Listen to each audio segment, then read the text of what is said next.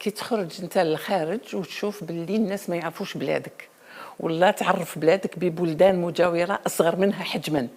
دونك هذه يخليك تتساءل ما هو السبب. بديت نبحث في الكتب امبروبابل. الجزائر ما عندناش كتب تحكي على تاريخ الطبخ. اليوم المطبخ المغربي راهو حاضر معنا. المطبخ المغربي مشهور جوارينا، نعرفوا الحريره تاعو، نعرفوا الاطباق تاعو تاع الطواجن، البسطيله. يعني المطبخ المغربي مشهور، كان ينافس ومازال ينافس، وهي الدولة العربية اللي استطاعت تنافس الأطباق العالمية واستطاعت تمتاز بالأطباق تاعها الحلو ومالحة. خيرنا طبق من المطبخ المغربي وهو طاجين الدجاج بالزيتون والفريت. طاجين الدجاج بالزيتون هذا معروف.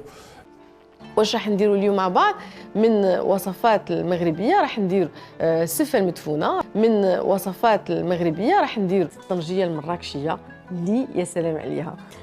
الحاجه اللي خلات الطبخ المغربي انه يتعرف، انا نظن انه العائلات محافظين عليه ويتوارث بشكل كبير. يعني وين ما راح، وين ما تروح عند مغربي، وين ما كنت في العالم تاكل مغربي.